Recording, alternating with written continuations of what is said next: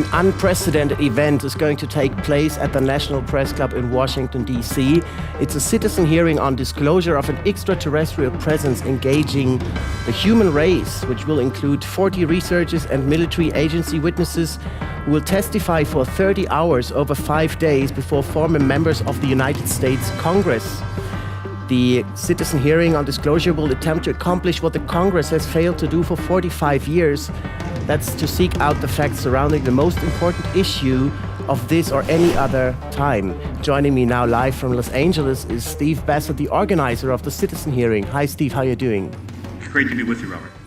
Now, this is not the first time that you went to the National Press Club and you invited military witnesses. What makes you believe that this time it will be a difference? Well, what's happened in the past is there have been many press conferences at the National Press Club, and much credit to the Press Club for allowing this issue to be vetted appropriately. They would last a day, a couple of hours. There might be 2, 4, 5, 8 witnesses. There was a very large press conference in May 9th of 2001, the Disclosure Project's event, 18 witnesses. But these events did not achieve critical mass. What do I mean by that? Unless you get enough uranium in one place piled on top of each other, you don't get a chain reaction. And so the events would last a couple of hours. There'd be a bit of coverage, and that's it. What we're trying to do with the citizen hearing is create a critical mass event so that we create generate a chain reaction in the media, which launches them into the full investigation mode, which they've not gone to. Now, what makes this event critical mass as opposed to a 2-hour press conference held at the National Press Club? One, the size and scope. It's not 2 hours in a day. It's 30 hours of testimony and question and answers over 5 days. It's not 5, 6, 7 witnesses or people testifying, or rather appearing in a press conference. It's 40 witnesses, about half of which are the top researchers in the world. The other half are representative of the hundreds of military, agency, and political witnesses that have come forward to speak to this issue from about first and second-hand encounters with events and evidence. Secondly, it's at the National Press Club, which is important, right? Most of the international press in Washington is right underneath it in that building. The rest of the press are within about a mile radius. And of course, it's a very prestigious location. Also, the entire event is being webcast worldwide in 6 languages. And those 6 languages represent about half of the world's population. So we're going to do everything we can to see to it that people all over the world and media all over the world will get a chance to see and hear this evidence presented during this week so that they know it's time to engage this issue in the appropriate fashion. Finally, we're also filming the entire event to be part of a documentary that will come out later this year called Truth Embargo. And not finally, one other thing that gives this event critical mass. This is a hearing. A citizen hearing designed to look, feel like a real congressional hearing. The model we're going to use is probably the joint Senate-House hearings that take place. And hearing the testimony and asking the questions will, in fact, be former members of the United States Congress. A 7-term Congresswoman, Carolyn Kilpatrick.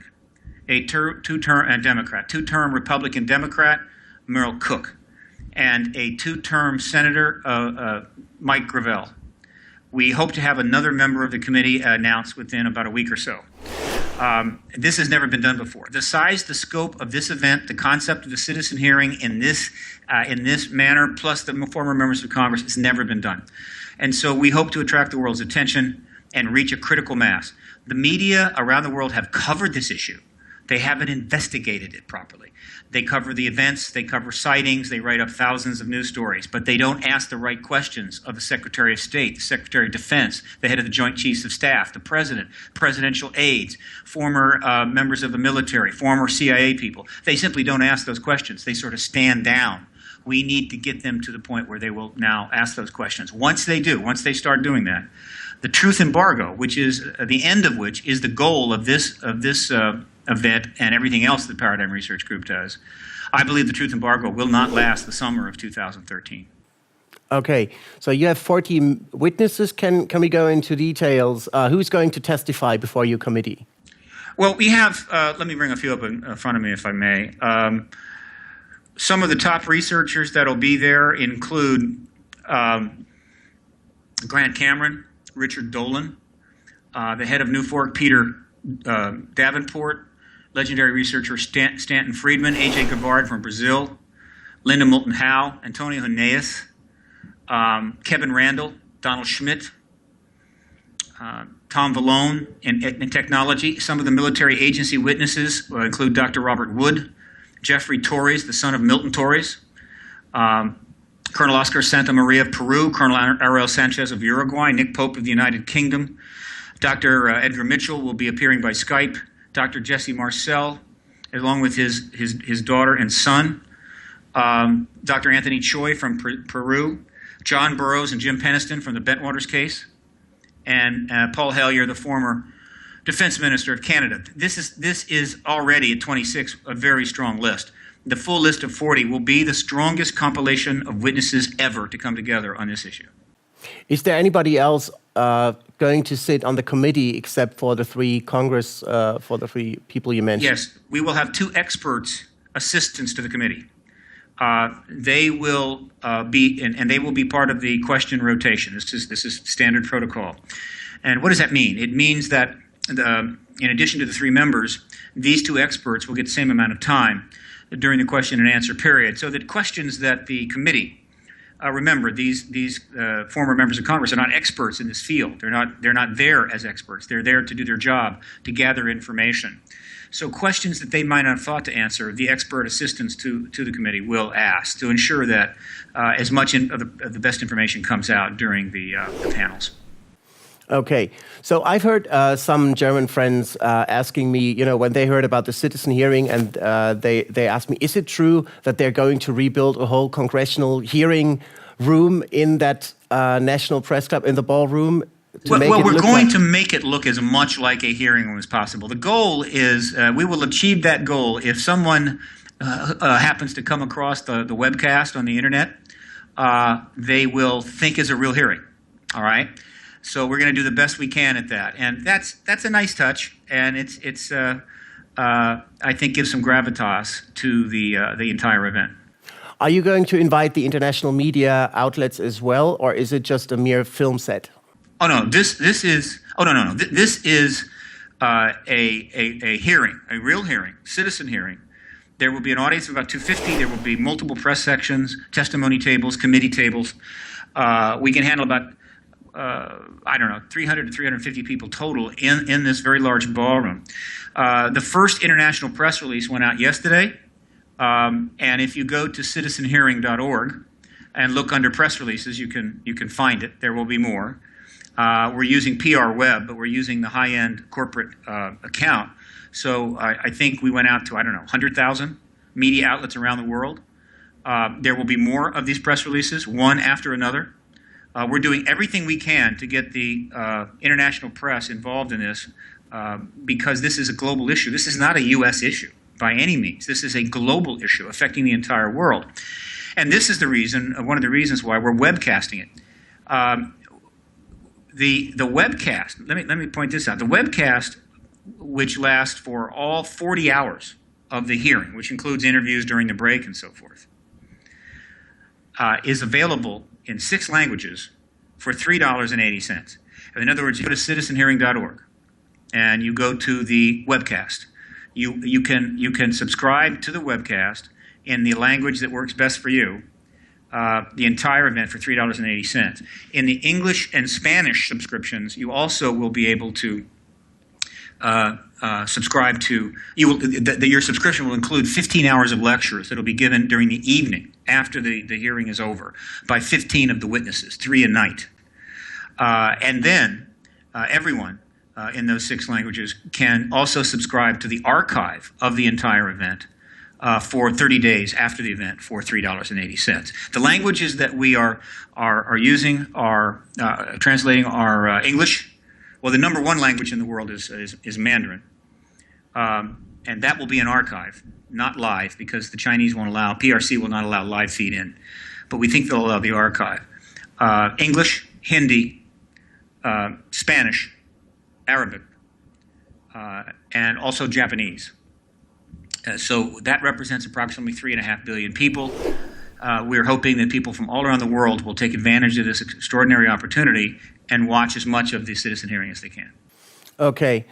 Now, just my naive German point of view, I just recently read in the newspaper that the president of your country just signed a law that allows Monsanto to use genetically modified crop, even though the federal states won't like it. What makes you think that the president who signed such a law does have the slightest interest in disclosing the truth about an extraterrestrial presence engaging the human race, even though it has so many implications? Well, you have to take a much more complicated view of this. This way. The situation right now is actually fairly simple. I can assure you the extraterrestrial issue is of extreme importance to every government in the world, but they won't engage it publicly. This is the truth embargo. This is the policy we're trying to end. But do they know about it? You bet they do. You don't think half the world's people have come to believe that UFOs are real? I mean, that ETs are behind the UFOs, but the governments don't know this? Of course they do. The problem that the government has is that the embargo has separated the issue from the executive branch in the United States. And to some degree, this is the case in other countries. The presidents are given less and less information, less briefings, perhaps even no briefings. It's been removed from their purview. And so the president, his hands are tied. The president of the United States cannot go before the American people. Same for the prime minister of the UK or Canada or other countries, and say, well, there's ETs here, but I haven't got any information because the Air Force and the CIA won't give it to me. You can't do that. And so the president is essentially hog-tied. Now, meanwhile, the Defense Department, the intelligence community, they work for the president. They're not another branch of government. They work for the president, who is their commander-in-chief. And so no member of the military or intelligence community is going to give a press conference announcing the ET presence. That would be treason, just for openers, and would damage the country in a lot of ways. And so the military intelligence community can't act. The president can't act. And so what the process that is going to take place that we believe we can make happen here is that we need to trigger the media to go into full investigatory mode, like they did with the Monica Lewinsky scandal or Watergate scandal or any other scandals. Pick them, right? Only this isn't a scandal. This is a major, profound, transcendent issue affecting everybody on the planet. We need to trigger the media to go in full investigative mode so they can draw upon a massive amount of evidence and start asking the tough questions of Bill Clinton, Hillary Clinton, John Podesta, Bill Richardson, Webster Hubbell, the President Obama spokesperson, the current Secretary of Defense, the current head of the CIA, and on and on and on. They ask those questions, and there are no answers that they can be given that aren't the truth, that will not incite even more questions, and the truth embargo will be over. And so essentially, once that starts, the military intelligence complex in America and the president's office have really no choice but to meet. In other words, a representative from both will get together in private, and they will hash out the necessary terms between them that are required for disclosure to take place. What does the president need to go before the American people and tell them this? What does the military intelligence community expect in terms of how the disclosure is going to be handled and post-disclosure is going to be handled? Once that agreement is reached, disclosure can happen at any time afterwards, probably within a week. And this applies generally to most of the other countries. It applies to Brazil, the UK, France, less Germany, because I think Germany has much less interest in making a move here. China, Russia.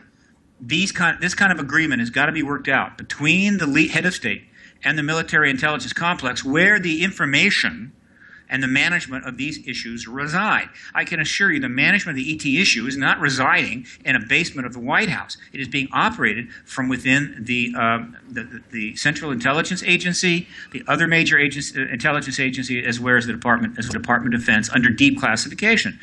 And so for this to come out, you have to have a meeting of the minds, and that's what we're trying to generate by holding this hearing. All right, so where can I watch the webcast, and where can I find more information on the citizen hearing on this closure? Well, it's all at citizenhearing.org, citizenhearing.org. You can find the subscription to the webcast, which is where you'll also watch them.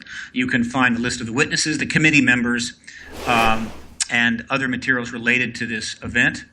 And again, we hope that I'm sorry we couldn't, webcast in German. It's very expensive to do simultaneous translation on 40 hours of activity, so we were limited in the number of languages we could do. But we hope our English-speaking friends in Germany will join us and watch a great deal of this event that will take place April 29 to May 3. All right. So the citizen hearing on disclosure, April 29 to May 3 in Washington, D.C. at the National Press Club. Thank you very much, Steve Bassett, and good luck. You're welcome, Robert.